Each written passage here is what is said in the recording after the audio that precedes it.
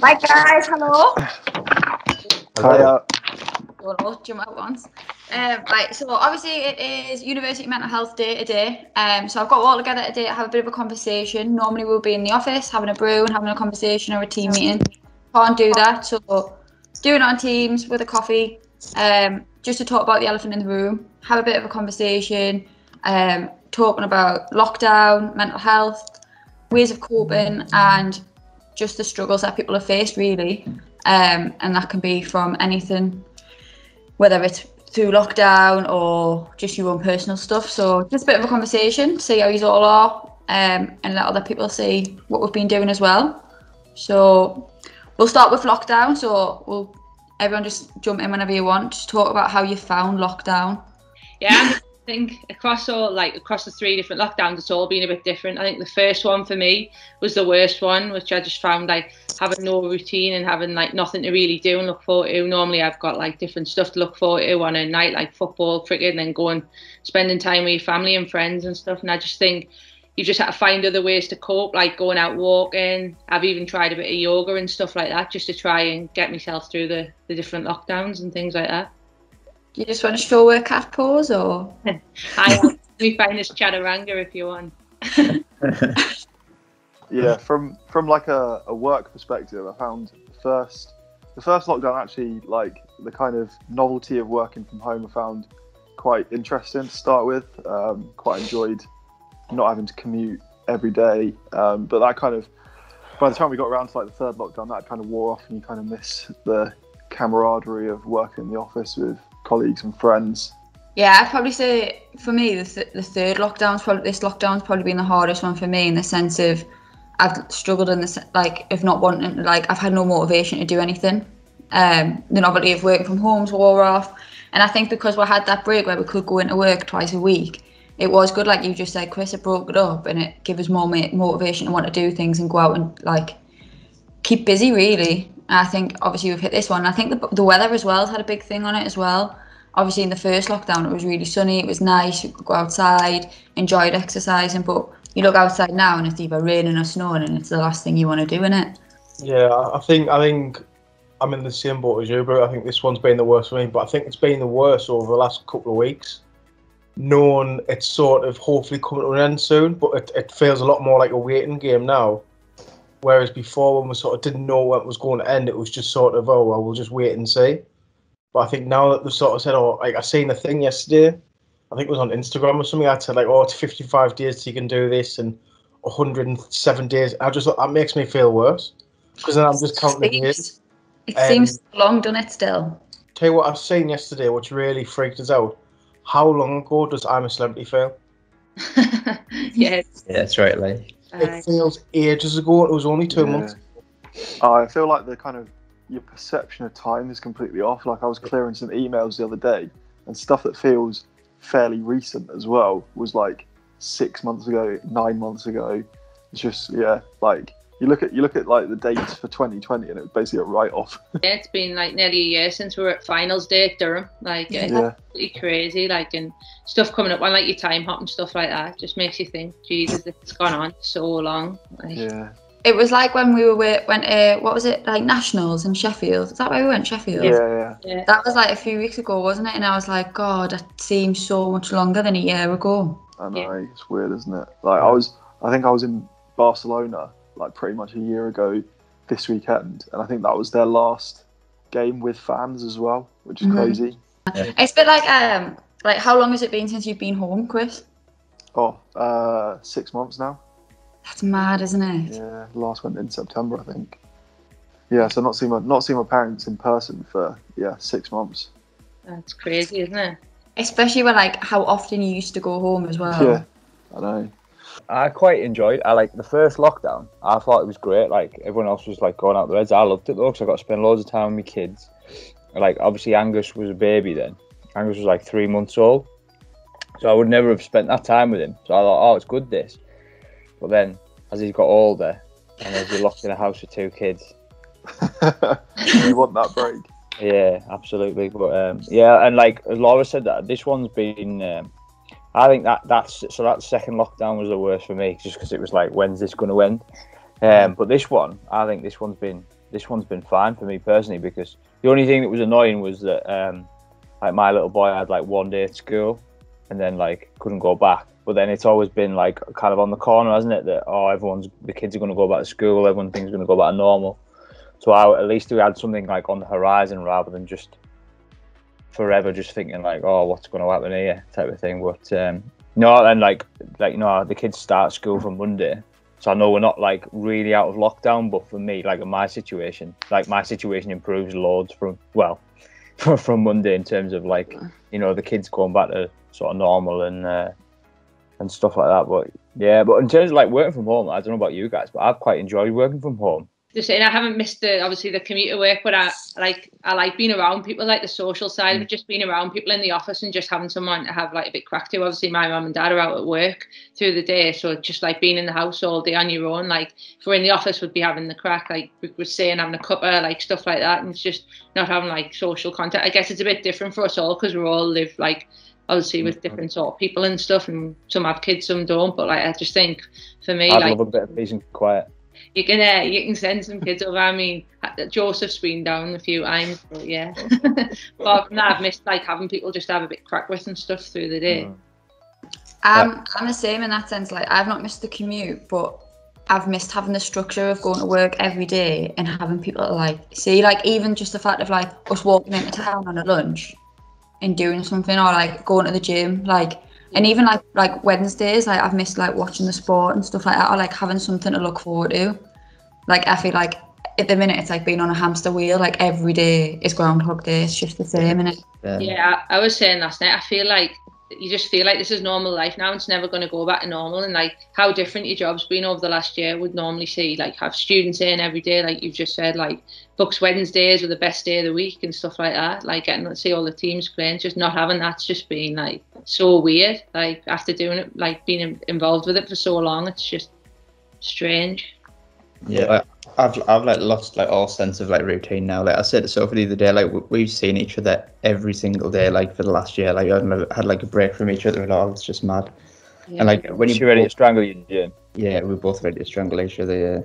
Yeah. But when you're both working from home as well, I feel like you're still always on top of each other as well. Like if one of you's got a meeting, one of you's got to leave the room, that sort of thing. It's just like. And then you have a dog barking. So like following from that, like so obviously everyone's just spoke about the struggles that they've had and stuff like that.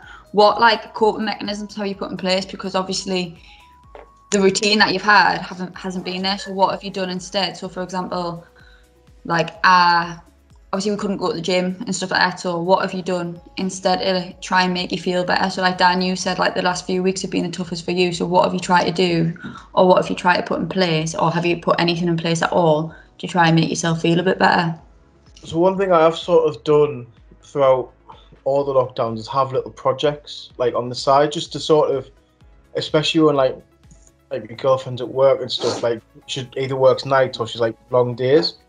So there is periods of time where I am on my own for like, you know, long periods of time, and sometimes like you do get really bored because you just sort of all of a sudden you're going from like thinking, oh great, I've got a night to myself, and then you're really lonely. So it's like it's really weird. But so one thing I started doing is like I bought like a journal, which is quite interesting to do. It's definitely something I didn't see myself ever doing, but it is quite good to do. And it's not something you have to do every day. It's just sort of when you feel like it, and that's quite good. But another thing I've started doing is just sort of like chucking myself into rabbit holes. Like I'll find a subject I might not know much about, and then I'll just sort of like start digging into it and just find out like my latest ventures being about like volcanoes and earthquakes. Most random thing you can ever think of, but they've become fascinating to us. And I've done it like all through lockdown. Like I started like doing jigsaws. I started reading. I've got a book down here which I started reading, which I haven't read for a few weeks, but I'm going to get back to it. Like just about like World War II and stuff, and it's like really get thick book. But it's just stuff like that. I've just been chucking myself into things because it's just it's a distraction. It's just a chance to get out of reality for a bit. Yeah, following on from that, like I think like I've been doing the same sort of thing. Like obviously I'm into my video and photography and stuff, so I've just been setting myself like little projects as well. But Just setting yourself like little targets, little goals like each week and stuff. I think that really helps. Sort of give yourself something to aim for each week. Yeah, like I think sport aside, like obviously because that's all I've really like, or probably most of us have ever known to do in your free time and stuff like that. You've had to find other ways to fill your time, sort of thing. Like, so I've been obviously cooking more and stuff like that, which is I never usually get time to do that, like cooking and prepping meals and stuff and things like that. Just finding different ways to obviously fill in your time when you'd normally be out playing sports. So you've obviously not been able to do that. Walking, I never ever used to get a chance to walk and stuff and spend a lot more time with my family. I never, like I say, I'm normally really busy and I've had actually time to do that, so that's been quite nice as well.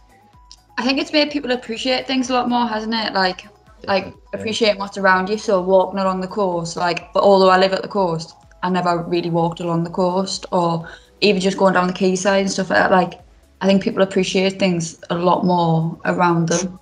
And it's just nice. Like, it was weird. Like, obviously, all of my Sundays have been taken up by football. But the other Sunday, I went for a walk along the quayside, and I was like, oh, like, this is what it's like to have a life. Like, this is weird. Like, but it was nice. It was actually really nice to not, although I've missed routine and structure, it was nice to also not have that routine and structure, to enjoy different things. Yeah, see, like, I would say the main difference from what I've experienced compared to what you guys are saying is that you've had like loads of time on your hands. So it's like, from what I can see anyway, like you've been like, see how you can fill that time. Whereas for me, it's been like having no time. So it wasn't until like maybe Christmas time that the government changed the law when you were like, if you had a child under 1, you could have a support bubble. So you could so we could have people like help us with the baby. But until then, it was just like all day from whenever the baby gets up, like 5, 6 o'clock in the morning till 7, 8 o'clock at night, was just constant, just like with the kids. So it was like, so the challenge for us was like trying to, when they go to bed eventually, was to try and like do something, like meaningful, like worthwhile, other than just sat in front of the TV, just knackered, falling asleep in front of the TV, going to sleep, and then just starting again. That was like I think you said, Brooke, it was like the Groundhog Day, like the monotony of everything just being the same every day.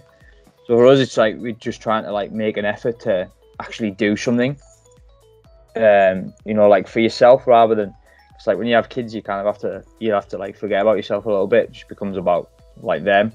So it's like remembering that you also have to look after yourself. So that we just do stuff like, I don't know, let's like make sure that we had time to go and do something. So I was, we're like going exercising, like when you lose the structure of going to like rugby training or football training or whatever, it's like becomes easy not to, to have a nap or whatever when the kids nap, rather than go out and run. So just like forcing yourself to do that. I've like, same as you, I've always read loads anyway, but I've like got through a load of books and audio books as well, which has helped. And kind of a bit similar to Dan as well. I've started to like read stuff I wouldn't normally read, because I'm obviously reading a lot more. To like learning about new stuff, I think's helped. It's just like, it's like making a conscious effort, isn't it, to like look after yourself, rather than just like doing stuff that you would just do anyway. It's like thinking, oh, what can I do that's going to actually be beneficial for myself, rather than just just like couching in front of the TV. Yeah, I feel really sorry for Finn actually, because he's like, he would have lost a lot of time socialising with other kids, and that's obviously a massive way kids learn, isn't it? Like, it's always good, like, obviously watching Peppa Pig and that every day, but like, which I imagine you're absolutely sick of, but like, I imagine... It's got great storylines. That's right, it's just more for you than him, isn't it? Interesting themes. I think like missing out, like socialising for him must be like a big thing. If he hasn't spent much time at school already. That's like the real like sad. That's the other thing that like the sad thing for me is that like my boys have like lost a year of like normal life. Like in some ways it's been nice, because like the baby would never have spent that time with me, because obviously men get 2 weeks paternity leave, or you can switch it or whatever. But yeah, like I would have only had 2 weeks with him, where I've had a lot more. But like he's never met any other babies really. He didn't meet his like grandparents for ages, because you can't take a baby out in the cold, and so you can't go for walks with the baby. So he didn't really know his grandparents, and he doesn't know anyone. So yeah, like same with Finn. Like hasn't had any contact with kids for ages. So like a question for you all. So just go through all of these one at a time. If you can take anything out of this lockdown from yourself, like what you'll take past this lockdown, like what is one thing that you will continue to do or continue to carry with you? Probably just taking more time to actually rest and relax and like do stuff for yourself rather than flying about everywhere and trying to please everyone as such, and trying to fit a million things into a day or into a week, and like not spending any time just doing normal stuff with your family and stuff like that. I think definitely taking more time for yourself, and like I say, just spending more time with people closer to you and trying to do a million and one things at once. I think I've massively seen like a benefit from just spending time at home and spending time just relaxing and stuff like that. I think for me, like during this time, like I've thought more about like mental health, my own health, more than I ever have before, which I think is the case for a lot of people. So I think I'll continue doing that and sort of continue trying to like get myself out for walks and appreciate the outdoors more, and well, hopefully I'll continue doing that anyway, and sort of trying to look after myself more in the future as well. So I think one thing I've sort of developed over lockdown is just a massive curiosity as to how things work and how things sort of fit together. Been through like jigsaws and putting models together and stuff like that, and learning about different subjects. So I hope I can keep doing that and just sort of jump into things a bit more and not sort of stick to the routine as much and try and do things a bit differently. I think obviously, as I was saying earlier, not seeing family for like 6 months. I think I'll cherish being able to see family and friends again. But also, I think as James was saying about getting myself out for walks, and you said as well, Brooke, about living on the coast. It's so nice, kind of where we live. Just want to kind of take advantage of that as much as I can. Get out as many times a week as possible, and just enjoy where we live. So, last question before we go is, what do you define good and bad mental health to be? So we'll start from the beginning again. Go. Yeah, I think for me, good mental health is having being able to find a reason to get out of bed and sort of like look forward to doing things you enjoy. I think bad mental health would be feeling as if you can't talk to anyone about anything, or you don't have any good reason to get out of bed, or you've got nothing to look forward to, or if you feel like you're in a bit of a rut and you can't really get out of this state of mind. I think for me, bad mental health, I think it's something that I've probably experienced during the lockdowns, is how well you sleep at night. I think, it's kind of a bit of a domino effect in that if you go to bed worrying about stuff and you can't sleep properly and you don't sleep well, you're tired the next day and it just exacerbates things. So I think lack of sleep can really sort of make things worse for you. But I think at the same time, engaging your mind and keeping yourself busy to a point where you want to sleep and you want to be tired, I think that's probably a good way to do it. Is just sort of giving yourself a reason to go to bed happy, knowing that you've achieved stuff. I think it's important to keep both your mind and your body active. Getting yourself outside, even if just for some fresh air, doesn't necessarily have to be anything kind of particularly strenuous. Like when I've been injured, I've just enjoyed going for a walk around the block on my lunch break, just to kind of break the day up a bit and get some fresh air, and then listen to something to kind of keep your mind active as well. I think, as Dan said, if you can kind of go to sleep at the end of the day and you're tired and you feel like you've had a good day, then that's something you can be proud of.